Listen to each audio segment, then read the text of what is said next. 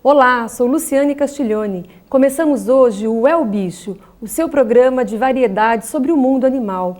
Na nossa primeira entrevista de hoje, recebemos o Dr. Ayrton Douglas Honório, delegado de polícia com mais de 30 anos de experiência em São José do Rio Preto e outras cidades do estado de São Paulo. Dr. Ayrton, tudo bem? Tudo bem, é um prazer estar aqui com você e também falar aí a nossa mensagem aos seus telespectadores. Ok, Dr. Ayrton. Para o nosso bate-papo de hoje, algo que nos intriga muito é a questão dos maus tratos sobre os animais e a legislação no Brasil, né? O Brasil é um dos campeões de índices de maus tratos com os animais. Isso ocorre por quê? Veja bem, os animais, eles são seres irracionais e tutelados pelo Estado. Nós temos uma legislação bastante antiga, é verdade, o Decreto-Lei 24.645, de 1934, que tutela, né, o bem-estar dos animais. O que quer dizer tutelar, né? Na verdade, os animais pertencem a uma família, pertencem a alguém. Eles não estão soltos aí pelo mundo. Exceção, lógico, os animais, os cães, por exemplo, que estão abandonados aí pelas ruas, né? Esses animais que ficam a Deus dará.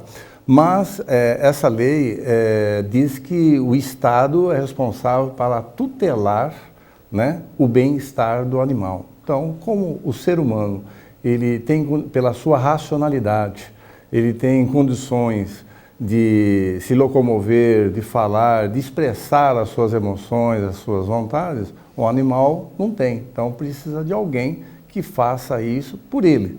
E essa pessoa, né, essa pessoa jurídica aí é o Estado. Então, o Estado dá toda a proteção legal aos animais. E em termos de legislação, existe alguma lei específica, além do decreto, né, que o doutor colocou, que hoje daria algumas medidas protetivas mais amplas aos animais ou não? Como que está a evolução da legislação no Brasil pertinente aos animais? Bom, para assegurar essa tutela que o Estado exerce sobre os animais, nós temos em vigor atualmente a Lei 9.605, que é de 1998, que instituiu os crimes contra o meio ambiente. Lá no artigo 32 dessa lei, ela diz que praticar abuso, né? O crime é praticar abuso, maus tratos, ferir ou mutilar animais silvestres, domésticos, domesticados e também exóticos, né? Nativos ou exóticos. E até para esclarecer um pouquinho para os nossos telespectadores, né? O maltrato, ele se caracteriza só como uma ordem física ou não? Não, o maus tratos, a lei, inclusive, ela estabelece uma pena de detenção de 3 meses a 1 ano, né? E a pessoa que cometer uma dessas ações, né, ela estará incursa na Lei 9.099 de 95, que é a Lei de Juizado Especial Criminal, e poderá sofrer aí um termo circunstanciado. Na verdade, quando se fala em maus tratos, a gente lembra do sofrimento físico, né? A gente vê muitas crueldades com os animais que estão soltos aí pela rua, mas a lei não se preocupa só com o bem-estar físico do animal, né? Ela se preocupa com o bem-estar, com a saúde, com a emoção e o carinho do animal. Então, nós temos muitos exemplos, a lei traz muitas fases que protegem os animais nesses aspectos. Isso é muito interessante, porque quando fala maus tratos, o que as pessoas têm em mente é apenas a questão física, mas não. Seria também uma parte sentimental desse animal. A parte sentimental. Por exemplo, porque estatisticamente falando, a cada 5 famílias nesse país, 3 têm um animal. E esse animal, ou é um cão, é um gato, é um animal equino, um animal bovino, é uma ave, enfim. O brasileiro, ele gosta muito de animais, né? É um país tropical, um país que adota os animais, né? Gosta. Mas então há necessidade de a lei proteger esses animais. Porque, na verdade, se você for analisar, o animal ele faz parte da família. Sim. O animal ele tem influência sobre os sentimentos e a condução da família. Quando a família vai bem, o animal ele é bem tratado. Quando há um estresse ou uma desagregação no seio familiar, o animal é o primeiro a sofrer as consequências, como se fosse ele responsável pelo desajuste social ou familiar e ele acaba sofrendo as consequências. Então, a tutela do Estado visa esse bem-estar, porque, geralmente, exemplificando, se colocar um animal em um lugar escuro, em um lugar que não haja ventilação, deixar o animal preso o dia inteiro sem colocar alimentação, água ou alguma coisa que venha restaurar o seu bem-estar. Então, as emoções, ele acaba também sentindo as emoções no meio social que ele vive. E ele acaba, no fim das contas, sendo ele o responsável, né, caindo sobre ele, né, recaindo sobre ele as consequências, né, às vezes, daquele desajuste social. Isso é interessante porque a lei, como nós deixamos claro agora, né, que a parte física é um aspecto, mas o bem-estar do animal também estaria dentro dessa tutela. Exatamente. Se você for analisar, literalmente, juridicamente falando, existe um tabu, existe muita discussão doutrinária dentro do mundo jurídico a respeito disso, mas nós não deveríamos, se for ver literalmente, nós não poderíamos ter, por exemplo, uma festa do peão, né? Porque o animal está sendo maltratado fisicamente, né, e emocionalmente, porque ele está num habitat, num estresse, né, em que para fazer a diversão, para fazer a alegria das pessoas, ele paga por um sacrifício, um sofrimento. Sacrifica o bem-estar do animal. Exatamente. Ok. E no próximo bloco, o doutor Ayrton vai nos orientar e também nos dar exemplos dentro da sua experiência profissional, de casos reais que ele atendeu no decorrer da sua carreira e como podemos também fazer para denunciar, se existe algum canal de comunicação, qual é o processo ou o meio que você, telespectador, pode recorrer se acontecer, obviamente, de se deparar com um maltrato de um animal.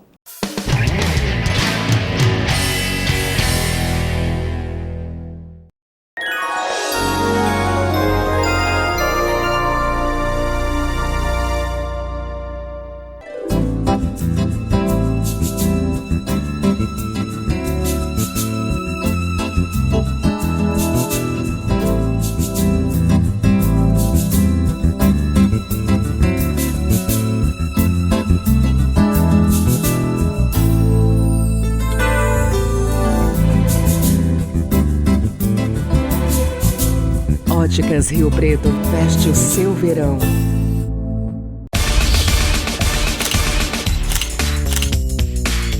Vem aí Estúdio Inter, um programa diferente que conta com a minha apresentação e diversos colaboradores. Dia 3 de agosto, às 14 horas, é a nossa estreia e eu te espero aqui juntinho com a gente.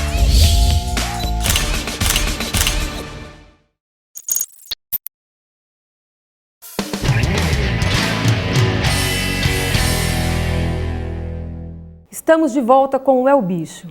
Doutor Ayrton, no caso de uma denúncia de um maltrato, existe algum meio específico que o cidadão pode recorrer?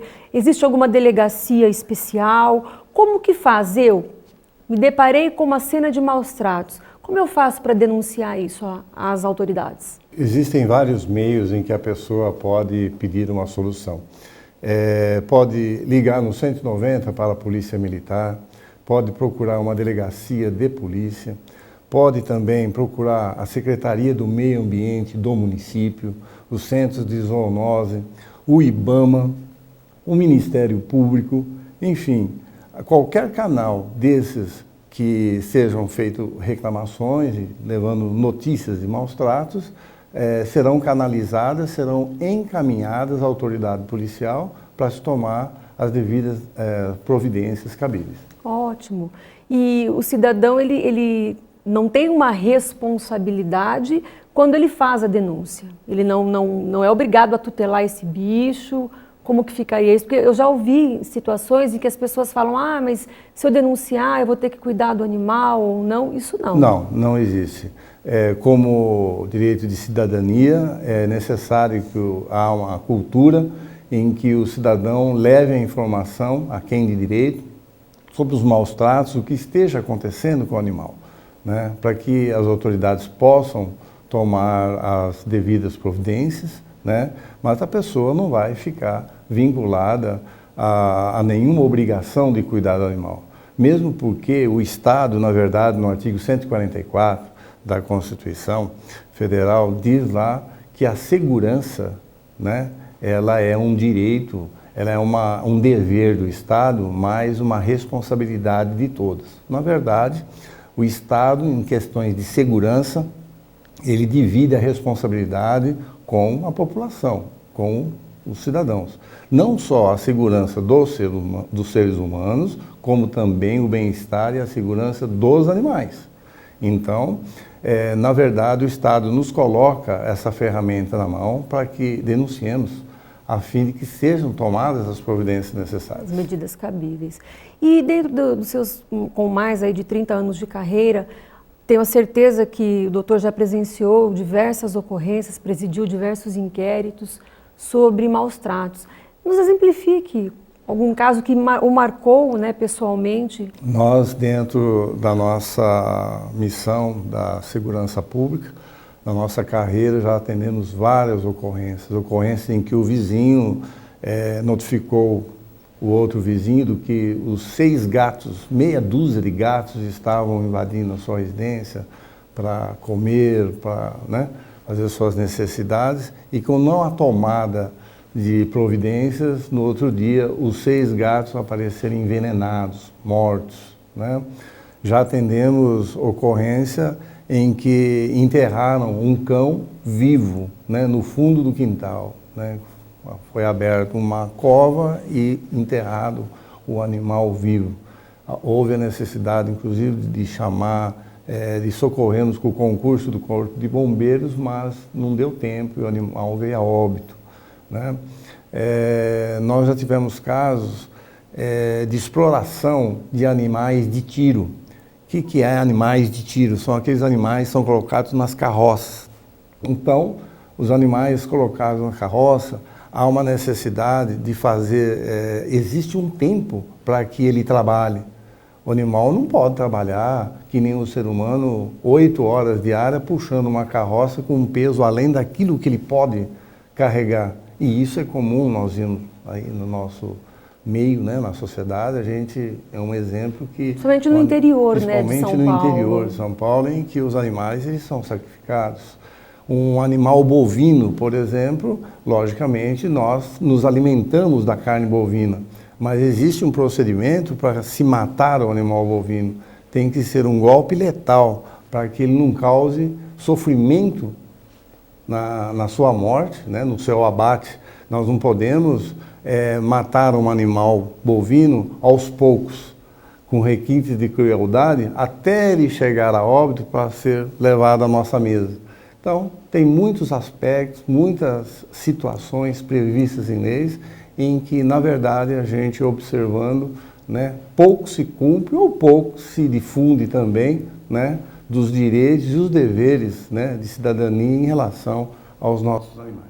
E em questão de posicionamento, né, na sua opinião, doutor, essa questão do maus tratos é uma questão mais cultural do nosso país, é uma questão legal também do ponto de vista que nós ainda carecemos de brechas em lei, nós ainda temos legislações que precisariam ser mais severas, enfim, no seu ponto de vista, o que mais contribui dentro da nossa sociedade para que ainda os números brasileiros estejam lá nas alturas quando se fala em maus tratos? Eu acredito que há necessidade de uma política mais enérgica, mais austera, né, nesse trato. Principalmente a legislação municipal, porque cada município existe a sua Constituição, que nós costumamos chamar de lei orgânica, né, mas é a Constituição do município. E cada município faz as suas próprias leis, né? Dentro dos centros de zoonoses, dentro da Secretaria do Meio Ambiente. Então, eu acredito que o governo municipal é o primeiro, porque o problema ele é localizado, é local. Então, tem que haver políticas públicas no sentido de dar maior recurso, maior divulgação, né, no sentido de abrigar esses animais nessa situação. E também a nível nacional, a nível da União, né, a nível do Estado, né, as leis serem um pouquinho mais rigorosas. Porque acredito que uma pena de 3 meses a 1 ano é muito pouco, é um crime de menor potencial ofensivo, que dependendo a crueldade que é utilizada ao animal, a pessoa estará impune. A sensação da impunidade que se reveste em relação ao ser humano é transferida em relação ao animal também. Então, ele já sabe que a sensação da Lei 9.099, de 95, que trata do juizado especial criminal, ela é frouxa, ela traz uma sensação de impunidade. Ele sabe que o máximo que pode acontecer com ele é pagar uma cesta básica. Então, há esses abusos e aí perde-se a essência da lei, que é afugentar, amedrontar o cidadão para que ele não cometa aquela conduta. Então, a questão da reprimenda é muito importante, porque se ele sentir essa sensação de impunidade, os atos deles... Ele vai reincidir no maltrato. Vai reincidir e nós vamos ter uma cultura de proteção realmente efetiva aos animais. Ok, doutor Ayrton, agradecemos a sua presença em nossos estúdios. Fiquem ligados, nos próximos programas iremos abordar temas relacionados ao bem-estar do seu bichinho.